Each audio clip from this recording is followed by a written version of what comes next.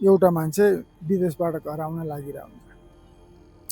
घर आउन पाएको खुसी कसलाई हुँदैन र? जान्छ, प्लेनको टिकट काट्छ, घरमा आउँछ, लगेज सगेज मिलाउँछ होइन, चट्ट परेको लुगा सुगा लाउँछ। अनि मनमा सोध्छ म घर पुगेको पछि बच्चाहरू कति खुसी होलान्, मेरो बुढी कति रमाउली, मेरो बाउ आमा झन् होइन खुसीले सिमै पार होलान्। एउटा गाउँले छन् है, फलानुको छोरा आयो, पैसा कमाएर आयो है, कस्तो राम्रो बाहिर खाँदो भन्छन्। म गएपछि गाउँको वातावरण अर्कै होला म त भन्ने सोच्छ।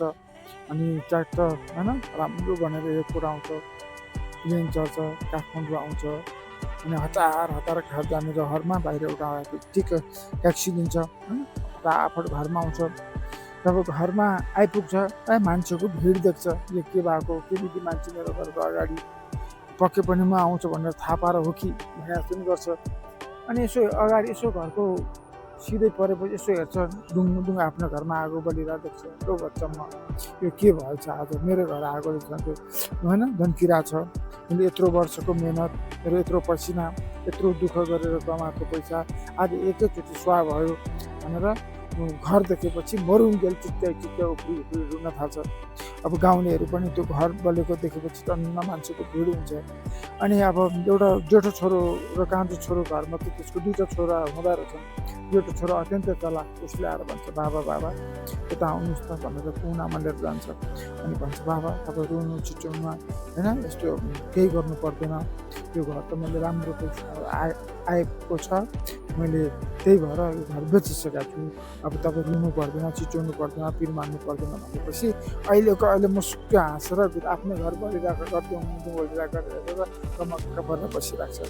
सबै गाउँले छक्क पर्छ, उसको जेठो छोराले के जादु गरेर त्यसको बोलीमा त्यस्तो के त्यस्तो छ, यो अहिलेसम्म उफ्रिरहेको चिच्याइरहेको मान्छेलाई एक वचन के भन्यो त्यो ठ्याक्क अब शान्त बनाइदियो, के चाहिँ भन्यो होला भनेर गाउँलेहरू पनि कहिले घरलाई हेर्छन्, कहिले त्यो होइन त्यहाँ घरको मालिकलाई हेर्छन्। एकछिनपछि कान्छो छोरा आइपुग्छ, नमस्ते गर्छ। अनि बाउलाई ढोगडा गरेपछि बाबा हाम्रो घर त आगोले धन्किरहेको छ, तपाईँ त हाँसिरहनु भएको छ, तपाईँलाई त पिरो छैन कि क्या हो बाबा भन्छ। अनि बाउले भन्छ तँलाई दादाले भनेको छैन, अनि हेर यस्तो छ नि कुरा, किन रुनु पर्यो त, अब हामीले बेचेर राम्रै गरी छौँ त, अब जसले त अर्का घर जसले। त्यसपछि कान्छो छोराको भन्छ बाबा घर बेचेको हो, महिना मात्र गरेको छ, हामीले पास गरेको छैन, हामीले केही रकम मात्र पाएको छौँ, यो घर अहिलेसम्म जलेको घर त्यो किन्ने मान्छेको जलेको हुँदैन, यो हाम्रो आफ्नै घर जलेको हुन्छ, जति क्षति भएको छ त्यो हाम्रै क्षति भएको हुन्छ, त्यो बलेको घर त कसैले किन्दैन बाबा, अब हामीले उल्टो हामीले जति बहिना ल्याएको छ त्यो बहिना फिर्ता गर्नुपर्छ भनेपछि अहिलेसम्म हाँसिरहेको गम्मक्क परेको मान्छे फेरि उफ्री रुन थाल्छ। गाउँलेहरू छक्क पर्छन्, एउटा छोरो भेट्छ मुसु हाँस्छ, अर्को छोरो भेट्छ फेरि रुन थाल्छ, यो के अचम्म, यो के भएको भनेर कहिले घरलाई हेर्छन् त कहिले घरको मालिकलाई हेर्छन्। अब यहाँ कथाले के बुझाउन खोजेको छ भने यो सबै पीडाको कारण भनेको लालच हो, लोभ हो। यो मान्छेलाई आफ्नो भनुन्जेलसम्म रोयो, करायो, चिच्यायो, के नसक्यो भने जस्तो भयो। अर्काको भन्ने बित्तिकै कम्मक्क परेर हेरेर बस्न थाल्यो, मेरो भन्ने बित्तिकै चिन्ता आयो रुन थाल्यो, अर्काको भन्ने बित्तिकै चिन्ता हरायो हाँस्न थाल्यो।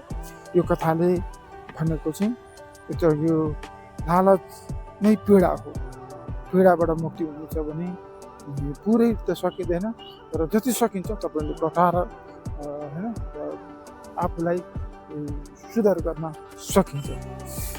कस्तो लाग्यो त यो कथा म शङ्कर भण्डारीको मुखबाट।